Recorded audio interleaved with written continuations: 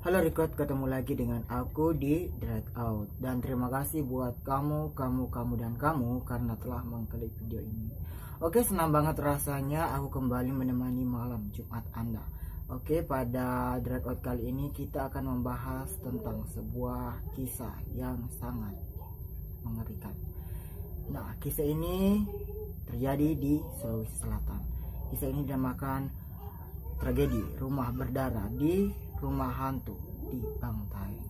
Oke, sebelum kita lanjut ke pembahasan videonya, jangan lupa like, subscribe, komen, share, dan bunyikan lonceng notifikasinya agar kalian terus mendapatkan video-video menarik dan penuh misteri dari Drag Out. Oke, setelah pesan-pesan berikut ini.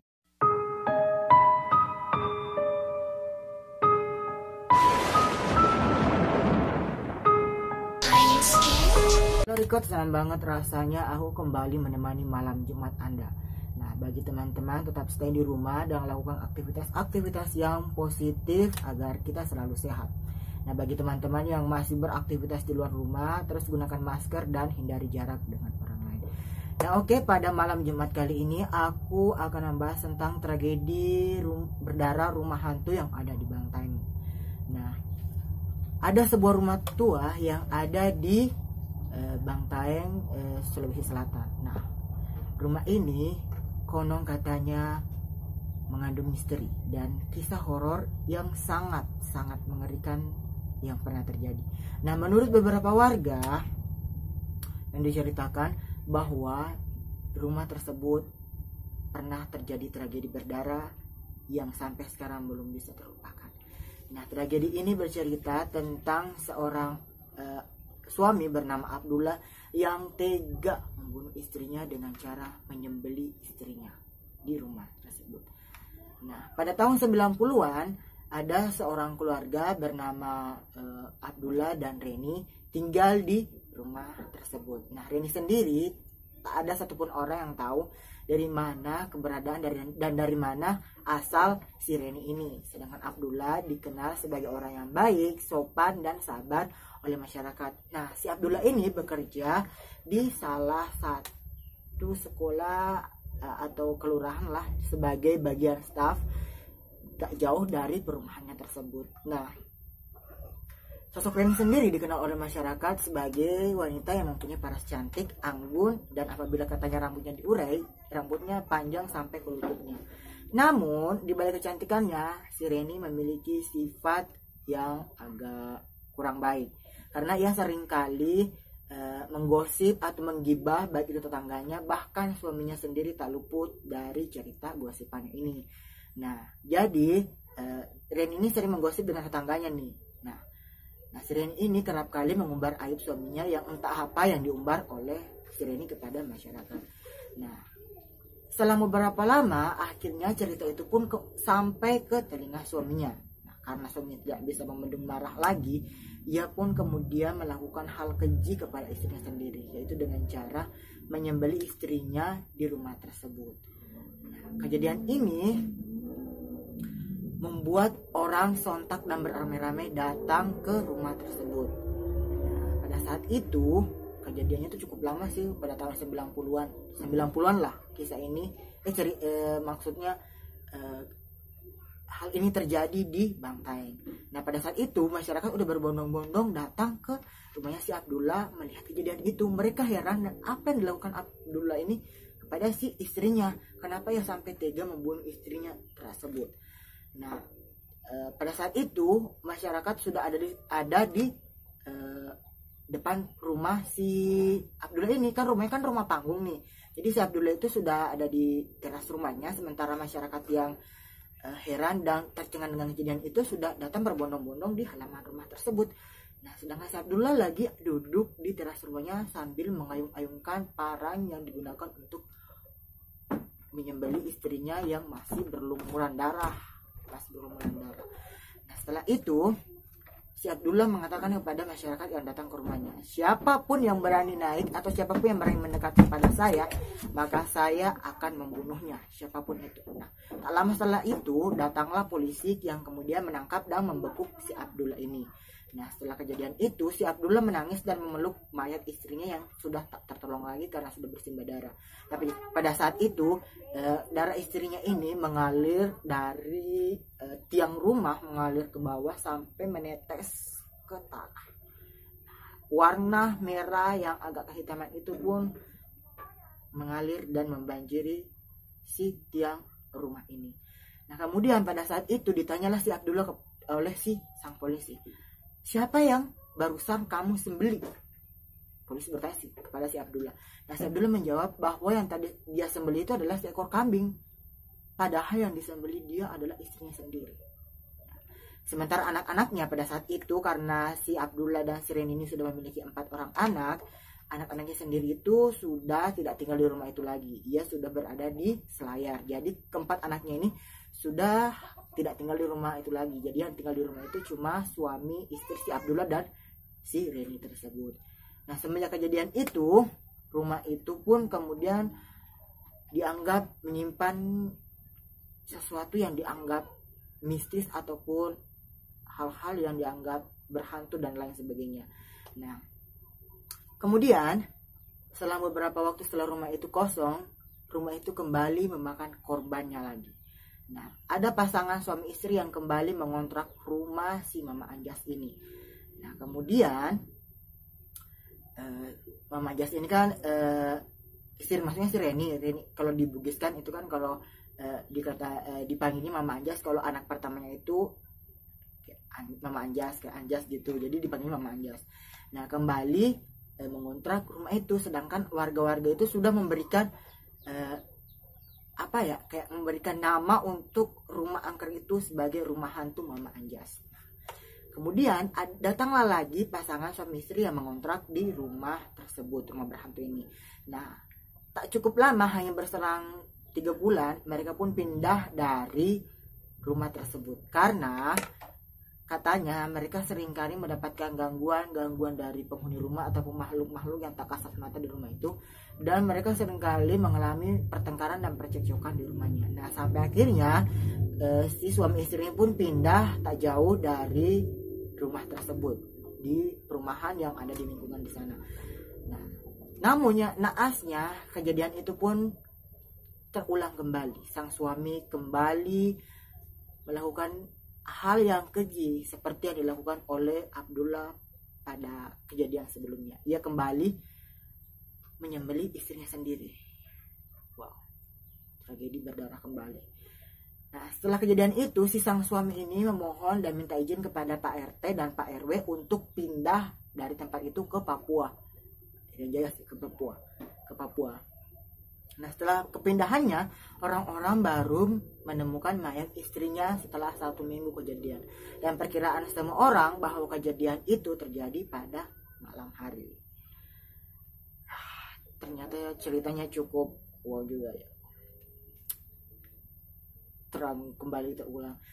Nah, tak sampai di situ saja, masih ada yang terjadi lagi setelah kejadian si pengantin kedua ini.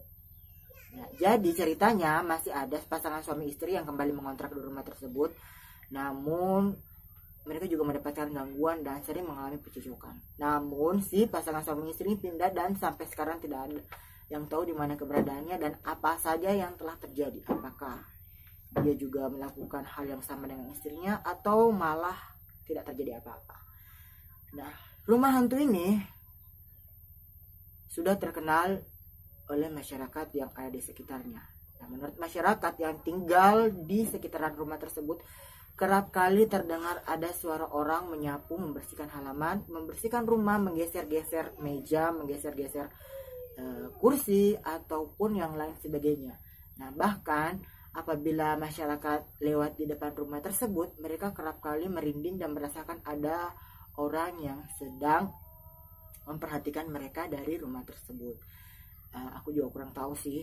Nah, konon katanya kejadian ini walaupun sudah lama terjadi, rumah tersebut masih menyimpan misteri dan dianggap sangat berhantu. Dan aku nggak tahu juga apakah hantunya ini pernah menunjukkan atau menampakkan diri atau pernah dilihat oleh masyarakat. Tapi masyarakat di sana percaya bahwa rumah Mama Anjas ini berhantu dan angker. Dan siapapun yang katanya tinggal di rumah itu pasti akan terkena kutukan dan mengalami hal yang sama dengan yang dilakukan oleh Abdullah pada istrinya Reni. Wow, ternyata menyeramkan juga ya. Nah, selanjutnya dari cerita yang tersebut kemudian datanglah orang untuk kayak wartawan datang untuk mengelumit tentang kisah ataupun tentang misteri yang pernah terjadi di rumah tersebut. Nah, dari hal ini ada seorang bapak ya, dia itu kayak imam masjid yang ada di lingkungan tersebut. Nah, mengatakan bahwa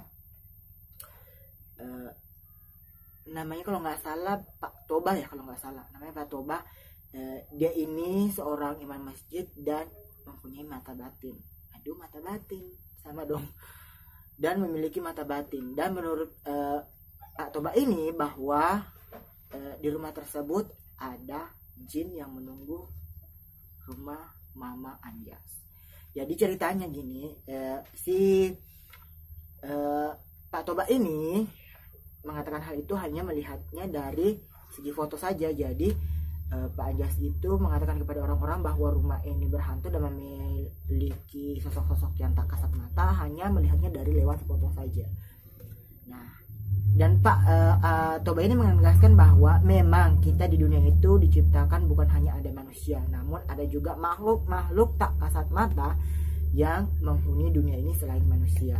Namun kita tak seperlunya takut karena mereka itu biasanya hanya berusaha untuk membuat kita takut dan menjahili kita. Namun pada dasarnya ada juga jin itu sebenarnya terbagi atas dua, ada jin Islam, ada juga jin yang jahil.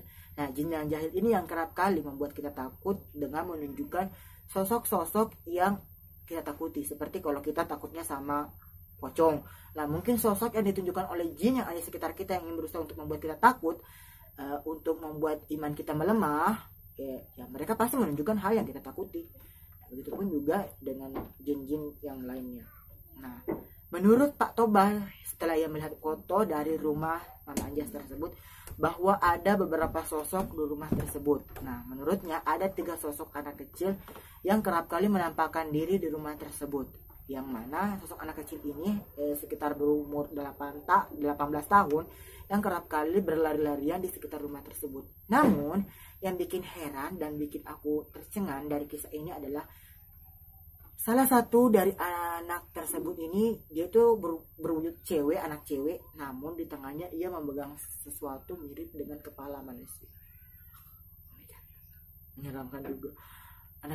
Sosok anak kecil memegang kepala manusia. Nah, terus bukan hanya ada 3 sosok anak kecil yang menghuni rumah tersebut.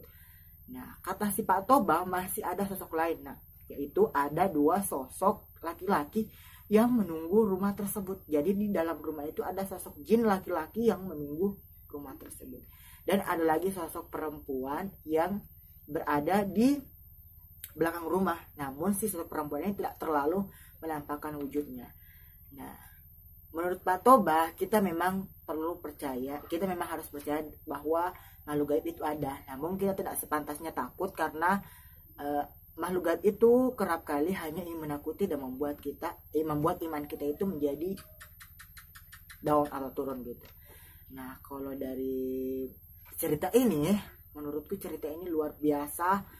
Aku tak pernah tahu bahwa ternyata di Banten, di Sulawesi Selatan, tempat tinggalku ini, ada kejadian yang semengerikan itu pernah terjadi. Dan terima kasih buat kamu yang telah mengirimkan cerita ini untuk diceritakan dan untuk dikelumit sebenarnya sosok apa sih yang ada di foto tersebut. Nah, oke. Nah, setelah kita cerita, kita akan mengelumi sosok-sosok apa yang ada di tempat tersebut dari segi mata batin dari drag out. Oke.